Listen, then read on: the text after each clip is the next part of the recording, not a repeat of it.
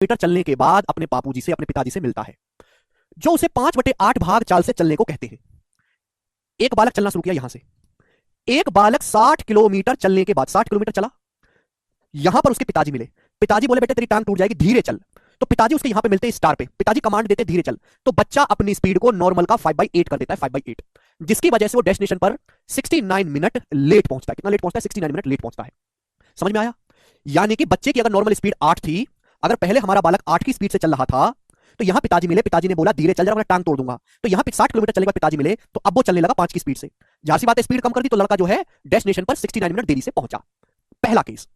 अगर वह अपने पिता से 42 किलोमीटर और आगे मिला होता, मतलब यहीं से चलना शुरू करेगा, लेकिन 60 किलोमीटर आगे नहीं, 60 किलोमीटर आगे चल के यहां ना मिलके यहां से भी 42 किलोमीटर और आगे मिला होता, यहां से भी 42 किलोमीटर, यहां से भी मेरे दोस्तों 42 किलोमीटर और आगे मिला होता, यानी कि वो मिलता यहां पर।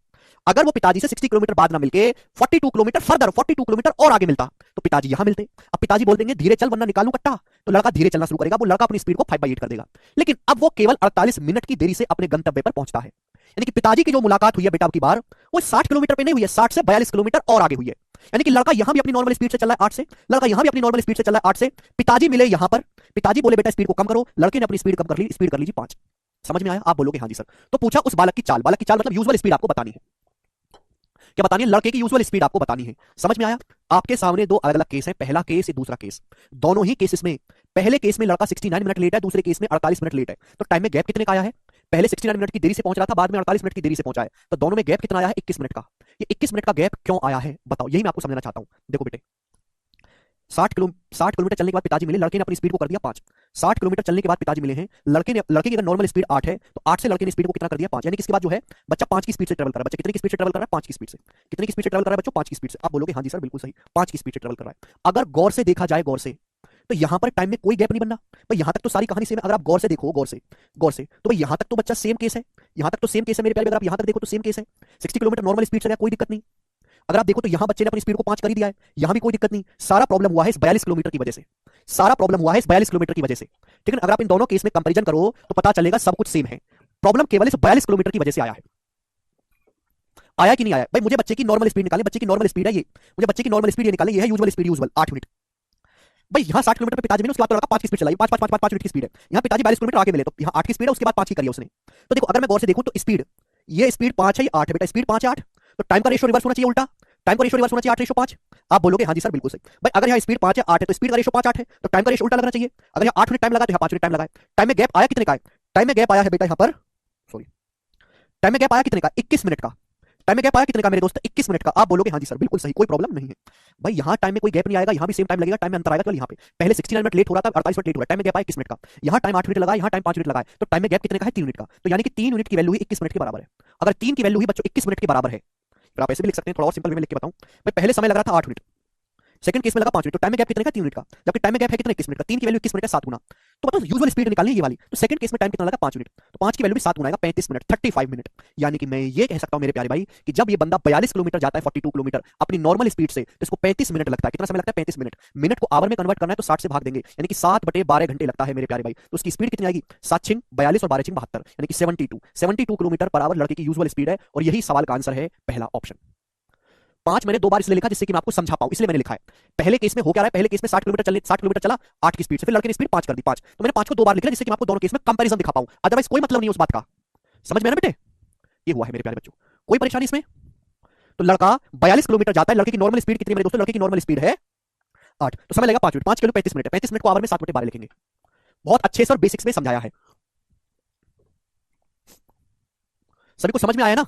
अगर पेपर में आएगा तो आप इतना नहीं करोगे, पेपर में आएगा तो ये, पेपर में आएगा तो ये इतना आपको नहीं करना है, ठीक है ना? एग्जाम में अगर ये क्वेश्चन आता है तो आपको कितना करना है मैं केवल आपको ये बता रहा हूं। एग्जाम में सवाल आएगा, सारे के सारे फसाद की जड़ है 42 किलोमीटर, 42 किलोमीटर सारे के सारे फसाद की जड़। एक बार 42 किलोमीटर जाता है नॉर्मल स्पीड से, ठीक है ना? सारे के सारे फसाद की जड़ है 42 किलोमीटर मेरे प्यारे, ठीक है ना? सारे के सारे फसाद की जड़। बोला 60 किलोमीटर चलने के बाद मुलाकात होती है। अगर मैं बच्चे की नॉर्मल स्पीड 8 मान लेता हूं, स्पीड 8, तो बच्चा चलता है 5 की स्पीड से। स्पीड है मेरे दोस्तों, स्पीड। सारी प्रॉब्लम इस 42 किलोमीटर की वजह से हो रही है। पहले केस में लड़का 69 मिनट लेट हो रहा है, दूसरे केस में लड़का 48 मिनट लेट हो रहा है। तो आप तुरंत समझ जाओ कि पहले केस में कम स्पीड से गया, बाद में यूजुअल स्पीड से गया, स्पीड कम हो गई है ना, तो स्पीड का रेशियो 5:8 है, टाइम का रेशियो उल्टा हो जाएगा 8:5। टाइम में गैप है 3 मिनट, 3 की वैल्यू है, टाइम में गैप है 21 मिनट, 7 गुना।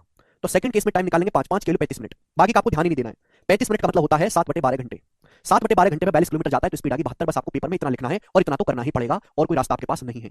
आपको इतना लिखने की जरूरत नहीं है, मैंने आपको समझाने के लिए लिखा है मेरे प्यारे भाई, ठीक है ना। बोलो बच्चों यस और नो, आप बोलोगे हाँ जी सर। नाउ लिसन केयरफुली, ये तो मैंने आपको समझा दिया।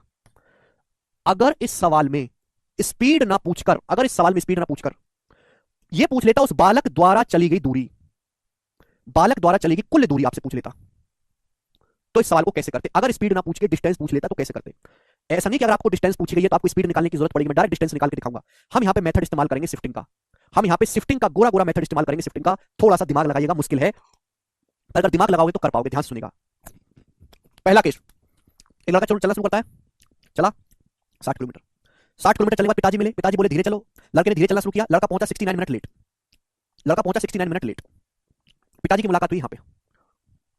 अब आइडिया क्या है, मुझे निकालनी है डिस्टेंस, मुझे ये डिस्टेंस निकालनी यहां से यहां तक की। आइडिया सुनो, मेरा आइडिया क्या है, यानी कि पिताजी की मुलाकात अगर 60 किलोमीटर आगे होती है तो 69 मिनट लेट होता है। अगर मैं बच्चे को लेट ना ही कराऊं, मैं अगर ऐसा केस लूं बच्चा लेट ना हो, अगर बच्चा लेट ही ना होगा तो मुलाकात कहां होनी चाहिए? अगर बच्चा लेट नहीं होगा यानी कि बच्चा अपनी डेस्टिनेशन पर ऑन टाइम पहुंचेगा, तो पिताजी की मुलाकात कहां पर होनी चाहिए? डेस्टिनेशन पे। अगर मैं पिताजी की मुलाकात को यहां वहां बीच में ना करवा के अगर पिताजी की मुलाकात को आखिरी पॉइंट पे करवा दूं तो बच्चा लेट हो ही नहीं पाएगा। जब पिताजी की मुलाकात आखिरी पॉइंट पे आ जाएगी, बिल्कुल एंड पॉइंट पे, तो पिताजी कैसे बोलेंगे तू धीरे चल, लड़का तो पहुंच लिया, तो बच्चा लेट हो ही नहीं पाएगा। तो मेरा मकसद यह है कि मुझे पिताजी की मुलाकात को यहां करवाना है, यहां करवाने के लिए मुझे बच्चे को 69 मिनट लेट ना करवा के ऑन टाइम पहुंचाना है। यह मेरा आइडिया है और मैं इस आइडिया का इस्तेमाल करूंगा शिफ्टिंग में। सेकंड केस देखो, बोला गया है कि अगर मुलाकात 60 किलोमीटर पे ना होके, यहां पे ना होके, अगर मुलाकात 42 किलोमीटर आगे होती, यहां पर मुलाकात होती, तो लड़का जो है वो 40 कितना, लड़का केवल 48 मिनट की देरी से पहुंचता अगर मुलाकात 42 किलोमीटर आगे हुई होती। मतलब देखो ध्यान से देखो, अगर मुलाकात इस पॉइंट से 42 किलोमीटर आगे होती, मुलाकात 42 किलोमीटर आगे होती, 60 किलोमीटर चलने के बाद, 60 किलोमीटर चलने के बाद अगर मुलाकात 42 किलोमीटर आगे होती है, 42 किलोमीटर आगे, भाई पहले मुलाकात हो रही थी, यहां पे मुलाकात हो रही है, यहां पे अगर मुलाकात, अगर ये मुलाकात जरूरी है सनम, अगर ये मुलाकात 60 किलोमीटर पे ना होकर 42 किलोमीटर आगे हुई होती, तो लड़का 69 मिनट लेट होने की बजाय 48 मिनट लेट होता। तो लड़का कितना पहले पहुंचता प्रीवियस से, लड़का कितना पहले पहुंचता? तो आप कहोगे सर 21 मिनट पहले पहुंचता लड़का, लड़का 21 मिनट पहले पहुंच जाता, 21 मिनट। अगर पिताजी की मुलाकात 60 किलोमीटर पे ना होकर यहां से 42 किलोमीटर आगे होती है, तो लड़का पहले 69 मिनट लेट था, 48 मिनट लेट है, लड़का 21 मिनट पहले पहुंच जाएगा। अगर मुझे लड़के को 69 मिनट पहले पहुंचाना है, लड़के को लेट करना ही नहीं है, तो मुलाकात कहां करवानी चाहिए? तो आप कहोगे सर अगर 69 मिनट पहले पहुंचाना है, 69 मिनट लेट लड़के को करना ही नहीं है, I don't want to be late लड़का बाय 69 मिनट, तो मुलाकात कितनी आगे होनी चाहिए बताओ? 21 का दुगना 42 है, तो 69 का दुगना है 138 किलोमीटर। यानी कि पिताजी की जो मुलाकात है वो लड़के से 138 किलोमीटर आगे होनी चाहिए। यानी कि पिताजी की मुलाकात यहां से 138 किलोमीटर अगर आप आगे करवाओगे तो भैया लड़के लेट होने का कोई इसको बचेगा नहीं कि डेस्टिनेशन पे आप पहुंच चुके हो। तो टोटल जो डिस्टेंस होगी वो 60 प्लस 138 198 होगी। टोटल चलेगी दूरी 60 प्लस 138 198 किलोमीटर। यही सवाल का आंसर होगा।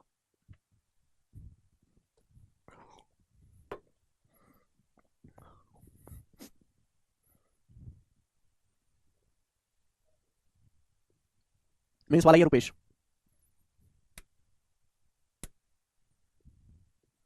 क्या बेहतरीन तरीका है।